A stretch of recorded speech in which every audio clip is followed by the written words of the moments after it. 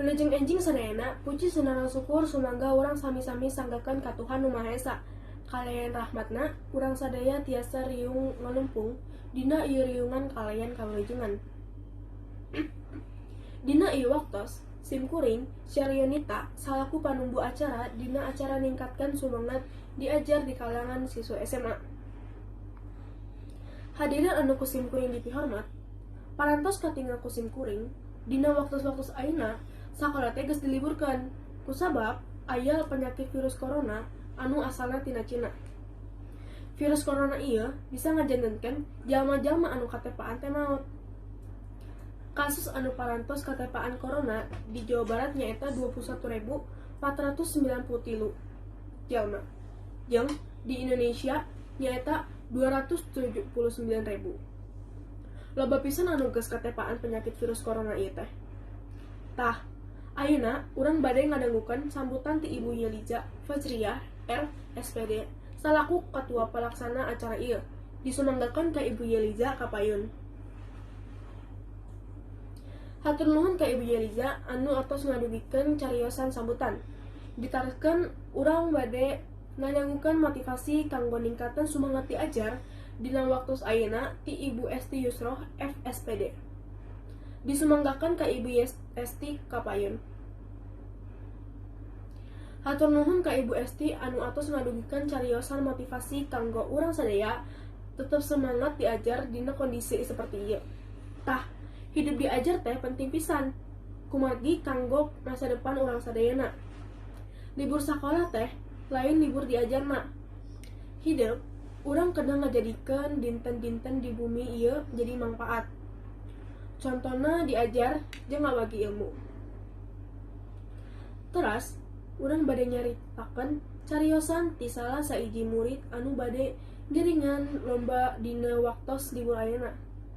Mangga ka Lutfia Fatma disumagakeun ka payun. Hatur nuhun ka Lutfia Fatma anu tos masihan cariosan sumanget kanggo urang sadaya. Leres pisan dina dinten ieu nyaeta momen paling hesena diajar teh. Tapi lamun urang semangat pasti bakal gampang. Salaku budak sakola pasti urang ge hoyong sehat. Urang kedah ngajaga kesehatan jeung kebersihan salami pandemi ieu. Kusabab penting pisan oge ambe urang teu katularan lamun urang henteu ngapastikan kesehatan. Samemehna urang ngadangukeun cariosan cara motivasi ti Lutfia Fatma. Ayeuna bilih diantawi saderek aya anu bade ngadugikeun pendapat atawa pamikiran anu bade ngabangun ka urang kanggo semangat diajar. Aturanna ancungkeun lengan, teras sebutkeun wasta, tapi emot. Pendapat atau pikiranna ulah kaluar ti judul. Mangga bilih aya anu bade ngutarakeun. Kumargi aya 2 jalmi anu hoyong ngutarakeun pendapat, jadi kedah giliran dimimitian ti Marsha anu dijatuh syahra sumanggakeun ka payun. Hatur nuhun ka Marsha anu tos ngadugikeun pendapat sekaligus masihan pandangan kanggo ningkatkeun sumanget diajar kanggo rencangan.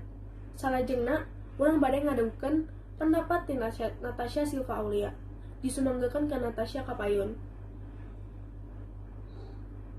Hatur nuhun ka Natasha anu atos masihan pendapat sareng pangalamanna kanggo ningkatkeun belajar di bumi. Ti kedua pembicara ieu urang bisa nyimpulkan bahwa semangat belajar teh kedah tina diri urang nyalira. Henteu aya gunana upami anjeun ngan ukur kagabung. Jadi intina mah urang kudu getol diajar. Sakirana mun sakitu disimkuring hampura bilih aya kalepatan